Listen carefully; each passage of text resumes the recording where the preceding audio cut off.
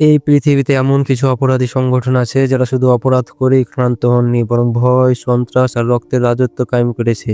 এই গ্যাংগুলো সরকারের চোখের সামনে থেকেও জানে এক অদৃশ্য শক্তি। তাদের রয়েছে নিজস্ব আইন, নিজস্ব বিচার ব্যবস্থার এমন সব নিয়ম যা ভাঙলে মৃত্যু অনিবার্য।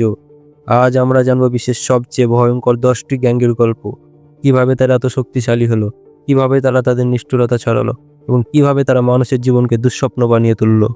তো দেরি না করে শুরু করা যাক আজকের ভিডিও। 10 নম্বরে থাকা মাফিয়া দলটির নাম হচ্ছে দ্য ইয়াকুজা, বাংলাতে যাকে বলা হয় জাপানের অন্ধকার দুনিয়ার রাজা। এটি গড়ে ওঠে 1600 শতকে, যখন জাপানে সামুরাই যুগের অবসান ঘটে। তখন কিছু যোদ্ধা নিজেদের জন্য নতুন শক্তির সন্ধানে নামে। এরা ধীরে ধীরে পরিণত হয় ইয়াকুজা নামে এক ভয়ঙ্কর অপরাধী গোষ্ঠীতে। তাদের অপরাধগুলো হলো হত্যা, জুয়া, চাঁদাবাজি, মানব পাচার এবং তাদের বেশ কিছু নিয়ম কানুন রয়েছে। ইয়াকুজার সদস্যরা তাদের অপরাধের প্রমাণ হিসেবে দেহে ট্যাটু করায়। যদি কোনো সদস্য দলের নিয়ম ভঙ্গ করে তাহলে তাকে শাস্তি হিসেবে নিজের আঙ্গুল কেটে দিতে হয়। তাদের নিষ্ঠুরতাগুলো হলো প্রতিপক্ষকে শাস্তি দিতে তারা কখনো দ্বিধাবোধ করে না। সরকার ও পুলিশের সাথে এত শক্তিশালী নেটওয়ার্ক তৈরি করেছে যে অনেক রাজনীতিবিদই তাদের কথা মতো চলে। তাদের একটি বিশেষ ঘটনা রয়েছে। 1995 সালে কোবে শহরে ভয়াবহ ভূমিকম্প হলে ইয়াকুজার সদস্যরা সরকারি সংস্থার আগে গিয়ে উদ্ধার কাজ শুরু করে। এটি তাদের একটি ভয়ানক কৌশল, সাধারণ জনগণের মধ্যে ভালো ইমেজ তৈরি করার জন্য। তো 9 নম্বরে রয়েছে দ্য রাশিয়ান মাফিয়া, রাশিয়ার সবচেয়ে ভয়ঙ্কর গ্যাং। এটি কিভাবে গড়ে ওঠে তা প্রথমে জেনে নেওয়া যাক। সোভিয়েত ইউনিয়নের পতনের পর দেশ জুড়ে বিশৃঙ্খলা তৈরি হয়। তখন কিছু প্রাক্তন সামরিক অফিসার এবং অপরাধ গোষ্ঠী মিলে রাশিয়ান মাফিয়ার জন্ম দেয়। তাদের অপরাধগুলো হলো অস্ত্র ব্যবসা, হত্যাকাণ্ড, ব্যাংক জালিয়াতি, মাদক চোরাচালান এবং গোপন হ্যাকিং।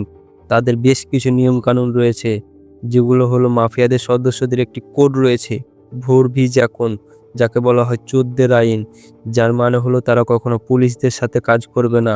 বিশ্বাসঘাতকতা করলেই মৃত্যু নিশ্চিত। তাদের নিষ্ঠুরতাগুলো হলো কেউ যদি বিশ্বাসঘাতকতা করে তাকে নির্মমভাবে খুন করা হয়। তারা প্রতিপক্ষকে হত্যা করে তার লাশ রাস্তার মাঝে ফেলে রাখে, যাতে অন্যরা ভয় পায়। একটি বিশেষ ঘটনা রয়েছে এই গ্যাংয়ের জন্য। রাশিয়ান মাফিয়ার হাতে শত শত সাংবাদিক খুন হয়েছেন, কারণ তারা এই গ্যাং সম্পর্কে তথ্য ফাঁস করতে চেয়েছিল। তো 8 নম্বরে থাকা দলটির নাম হচ্ছে দ্য ট্রায়াডস। এটিকে চীনের গুপ্ত অপরাধ সাম্রাজ্য বলা হয়। এই দলটি কিভাবে গড়ে ওঠে তা প্রথমে জেনে নেওয়া যাক। 17শো শতাব্দীতে চীনের কিং রাজবংশের পতনের সময় কিছু বিদ্রোহী দল তৈরি হয়, যা পরবর্তীতে ভয়ঙ্কর অপরাধী চক্রে পরিণত হয়। তাদের অপরাধগুলো হলো হত্যা, অস্ত্র পাচার, মাদক ব্যবসা, কিডন্যাপিং, মানব পাচার। এই দলটির নিষ্ঠুরতাগুলো জেনে নেওয়া যাক। 100 কাটস নামে একটি শাস্তি আছে, যেখানে শত্রুর শরীর থেকে আস্তে আস্তে 100 টুকরা মাংস কাটা হয়। এই গ্যাং তাদের শত্রুদের হাত পা কেটে নদীতে ফেলে দেয়। এই দলটির একটি বিশেষ ঘটনা হচ্ছে 2007 সালে হংকংয়ে এক রাতে তারা 10 জন পুলিশ অফিসারকে হত্যা করেছিল। তো 7 নম্বরে থাকা মাফিয়া দলটির নাম হচ্ছে দ্য সিনালাওয়া কার্টেল, যাকে বাংলাতে মেক্সিকোর মাদক সাম্রাজ্য বলা হয়। এই দলটি কিভাবে গড়ে ওঠে তা প্রথমে জেনে নেওয়া যাক। 1980-এর দশকে মেক্সিকোতে যখন কোকেনের চাহিদা বাড়ে তখন এই গ্যাংটি তৈরি হয়। তাদের অপরাধগুলো হলো কোকেন, হেরোইন ও মারিজুয়ানার চোরাচালান, হত্যা করা, পুলিশ ও রাজনীতিবিদদের ঘুষ দেওয়া। তাদের নিষ্ঠুরতাগুলো হলো প্রতিপক্ষের মাথা কেটে জনসম্মুখে ঝুলিয়ে দেওয়া হয়। কেউ যদি বিশ্বাসঘাতকতা করে তাকে জীবন্ত আগুনে পুড়িয়ে মেরে ফেলা হয়। এই দলটির একটি বিশেষ ঘটনা রয়েছে। এদের নেতা এল চাপো জেল থেকে 3 বার পালিয়ে যায়। তো 6 নম্বরে থাকা মাফিয়া দলটির নাম হচ্ছে the Bloods and the Crips, যার অর্থ হচ্ছে 2 ভয়ঙ্কর প্রতিদ্বন্দ্বী গ্যাং। তাদের অপরাধগুলো হলো মাদক, অস্ত্র ব্যবসা, ডাকাতি, হত্যা। এই দলটির নিষ্ঠুরতা হলো একে অপরের শত্রু গ্যাংয়ের সদস্য পেলেই হত্যা করে থাকে। সাধারণ মানুষের উপরও এদের কোনো দয়া নেই। তো 5 নম্বরে থাকা দলটির নাম হচ্ছে দ্য হেলস অ্যাঞ্জেলস বা বাইকার গ্যাংয়ের আতঙ্ক। এই দলটি কিভাবে গড়ে ওঠে তা প্রথমে জেনে নেওয়া যাক। 1948 সালে দ্বিতীয় বিশ্বযুদ্ধ শেষ হওয়ার পর কিছু সাবেক আমেরিকান সৈন্য নিজেদের মধ্যে একটি বাইকার গ্রুপ তৈরি করেন। তারা তখন মোটরসাইকেল চালিয়ে দেশ জুড়ে ঘুরে বেড়াতো। কিন্তু ধীরে ধীরে এই দল ভয়ঙ্কর অপরাধ জগতে ব্যস্ত শুরু করে। অপরাধগুলো হচ্ছে মাদক পাচার, চাঁদাবাজি, হত্যা, অস্ত্র ব্যবসা। তাদের নিষ্ঠুরতা সম্পর্কে জানা যাক। মেম্বারশিপ নেওয়ার ভয়ঙ্কর নিয়ম রয়েছে। কেউ যদি এই গ্যাংয়ে যোগ দিতে চায় তাকে প্রমাণ করতে হয় যে সে ভয় পায় না। এই জন্য নতুন সদস্যকে 3 দিন ধরে একটানা মারধর করা হয়। প্রতিশোধ: কেউ যদি তাদের দল ছেড়ে দেয় বা বিশ্বাসঘাতকতা করে তাকে নির্মমভাবে হত্যা করা হয়। তাদের আতঙ্ক সৃষ্টি করার জন্য একটি ভয়ঙ্কর রূপ রয়েছে। হিলস অ্যাঞ্জেলস গ্যাংয়ের সবচেয়ে ভয়ঙ্কর ব্যাপার হলো তারা শহরের সাধারণ মানুষদের মধ্যেও ভয় ঢুকিয়ে দেয়, যেন কেউ তাদের বিরুদ্ধে কথা না বলে। তাদের একটি বিশেষ ঘটনা রয়েছে। 1969 সালে একটি কনসার্টে এই গ্যাংয়ের সদস্যরা লাইভ কনসার্টের সময় একজন ব্যক্তিকে হত্যা করে, আর কেউই কিছুই করতে পারেনি। তো এইবার যে দলের কথা আমি আপনাদের জানাতে চলেছি, এটাকে বিশ্বের সবচেয়ে নৃশংস গ্যাং বলা হয়। এই দলটির নাম হচ্ছে MS-13, বিশ্বের সবচেয়ে নৃশংস গ্যাং। এই দলটি কিভাবে গড়ে ওঠে তা প্রথমে জেনে নেওয়া যাক। 1980 সালে এল সালভাদরে গৃহযুদ্ধ চলছিল। তখন অনেক মানুষ আমেরিকায় পালিয়ে আসে। এই শরণার্থীদের মধ্যে কিছু বিপজ্জনক অপরাধী ছিল, যারা ক্যালিফোর্নিয়ায় এসে নিজেদের একটি গ্যাং তৈরি করে। এভাবেই জন্ম হয় MS-13-এর। তাদের অপরাধগুলো হলো হত্যাকাণ্ড, ড্রাগ ব্যবসা, অস্ত্র পাচার, মানব পাচার। তাদের নিষ্ঠুরতাগুলো হলো এদের একটি নিয়ম রয়েছে, 10 সেকেন্ড রুল। MS-13 গ্যাংয়ের নতুন সদস্য হতে হলে তাকে 10 সেকেন্ডের মধ্যে কাউকে নির্মমভাবে খুন করতে হয়। আরেকটি রয়েছে মৃত্যুর খেলা। গ্যাংয়ের শত্রুদের বেঁধে রেখে তাদের শরীরে গরম ছুরি দিয়ে আঘাত করা হয়, যাতে তারা ধীরে ধীরে মারা যায়। আরেকটি রয়েছে মুখোশহীন ভয়। এই গ্যাংয়ের বিশেষ ব্যবহার হলো তারা হত্যার সময় মুখোশ পরে না, কারণ তারা মনে করে ভয় দেখানোর সবচেয়ে ভালো উপায় হলো মুখোশ খোলা রেখে মানুষকে হত্যা করা। এই দলটির একটি বিশেষ ঘটনা রয়েছে। 2017 সালে আমেরিকায় এই গ্যাং এক রাতের মধ্যে 10 জন কিশোরকে হত্যা করেছিল, শুধু তাদের এলাকায় প্রবেশ করার জন্য। তো 3 নম্বরে থাকা দলটির নাম হচ্ছে দ্য মেক্সিকান কার্টেলস, বিশ্বের ভয়ঙ্কর ড্রাগ লর্ডস। এই দলটি কিভাবে গড়ে ওঠে তা জেনে নেওয়া যাক।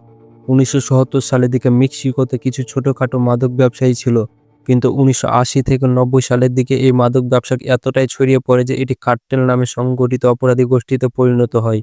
আজ মেক্সিকান কার্টেল মানে ভয়, রক্ত, হত্যা। ও তাদের অপরাধগুলো হলো কোকেন, হেরোইন, মেথ সহ ভয়ঙ্কর মাদক ব্যবসা, প্রতিদ্বন্দ্বী গ্যাংয়ের সদস্যদের নির্মমভাবে হত্যা করা, সরকারি কর্মকর্তাদের ঘুষ দিয়ে নিজেদের ব্যবসা চালানো, সাধারণ মানুষদের অপহরণ এবং মুক্তিপণ দাবি। তাদের নিষ্ঠুরতা নিয়ে এবার আলোচনা করা যাক। তাদের নিষ্ঠুরতাগুলোর মধ্যে হচ্ছে মেক্সিকান কার্টেল যদি কাউকে শত্রু মনে করে তারা তাকে পুরো শহরে খুঁজে বের করে হত্যা করে। তাদের প্রতিদ্বন্দ্বী গ্যাংয়ের সদস্যদের তারা গলা কেটে হত্যা করে এবং কখনো কখনো তাদের মাথা শহরের মাঝে ঝুলিয়ে রাখে। কার্টেল যখন কাউকে হত্যা করে তখন তার পাশে একটি নোট রেখে যায়, যেখানে লেখা থাকে এটা শুধু শুরু। তাদের একটি বিশেষ ঘটনা রয়েছে। 2010 সালে একবার তারা একসাথে 72 জন সাধারণ মানুষকে হত্যা করেছিল। তো 2 নম্বরে থাকা দলটির নাম হচ্ছে দ্য ইতালিয়ান মাফিয়া, যাকে গডফাদারও বলা হয়। এই দলটি কিভাবে গড়ে ওঠে তা প্রথমে জেনে নেওয়া যাক। ইতালি সিসিলি দ্বীপে জন্ম নেওয়া এই গুপ্ত অপরাধী সংগঠনই আজ ইতালির মাফিয়া। পরে এটি আমেরিকাতেও ছড়িয়ে পড়ে। তারা রাজনীতিবিদ, পুলিশ, ব্যবসায়ী সবাইকে কিনে নেয়। ব্যবসার মাধ্যমে অপরাধ নিয়ন্ত্রণ করে, চাঁদাবাজি, খুন, সরকারকে নিয়ন্ত্রণ করে থাকে তারা। তাদের নিষ্ঠুরতাগুলো হলে একবার কেউ মাফিয়া দলে ঢুকলে সে কখনো পুলিশের কাছে কিছু বলতে পারবে না, নাহলে মৃত্যুদণ্ড। যখন মাফিয়ার কাউকে হত্যা করার সিদ্ধান্ত নেয় তখন তার গালে একটি চুম্বন দেওয়া হয়। মাফিয়ার সদস্যরা নিজেরাই নিজেদের বিচারক, নিজেরাই শাস্তি দেয় নিজেদেরকে। এদের একটি বিশেষ ঘটনা রয়েছে। 1982 সালে ইতালির প্রধান সরকারি আইনজীবীকে একবারে প্রকাশ্যে হত্যা করা হয়েছিল, কারণ সে মাফিয়ার বিরুদ্ধে কথা বলিয়েছিল। তো আমাদের লিস্টে 1 নম্বরে ও সবচেয়ে ভয়ঙ্কর দলটির নাম হচ্ছে দ্য ড্রাগ কার্টেলস অফ কলম্বিয়া, বা পাবলো এসকোবারের সাম্রাজ্য। এই দলটি কিভাবে গড়ে ওঠে তা প্রথমে জেনে নেওয়া যাক। 1970-এর দশকে কলম্বিয়ার এক যুবক পাবলো এসকোবার বিশ্বের সবচেয়ে বড় মাদক সাম্রাজ্য গড়ে তোলে। এক সময় সে বিশ্বের 7ম ধনী ব্যক্তি হয়ে যায়। তার অপরাধগুলো হলো বিশ্বের 80% কোকেনের ব্যবসা নিয়ন্ত্রণ করত সে। পুলিশ, সাংবাদিক, বিচারক যারাই তার বিরুদ্ধে যেত তাদেরই হত্যা করত সে। তার নিজের একটি ব্যক্তিগত সেনাবাহিনী ছিল। যদি কেউ এসকোবারের বিরুদ্ধে যায় তাকে এক প্রশ্ন করা হতো, সে যদি টাকা নেয় তাহলে বেঁচে যাবে, আর না নিলে মৃত্যুর গুলি খেতে হবে। পাবলো এসকোবার যখন মারা যায় তার গ্যাং কলম্বিয়ার বেশিরভাগ শহর ধ্বংস করে দিয়েছিল প্রতিশোধ নিতে। তার একটি বিশেষ ঘটনা রয়েছে। একবার সে সরকারকে 100 কোটি টাকা ঘুষ দিতে চেয়েছিল, যাতে তার বিরুদ্ধে মামলা বন্ধ হয়। তো এই 10টি গ্যাংয়ের মধ্যে কোন গ্যাংটি আপনার মনে ভয় জেগিয়েছে কমেন্টে জানাতে ভুলবেন না। দেখা হচ্ছে পরবর্তী ভিডিওতে। আমাদের চ্যানেলে নতুন হয়ে থাকলে চ্যানেলটি অবশ্যই সাবস্ক্রাইব করবেন। আল্লাহ হাফেজ।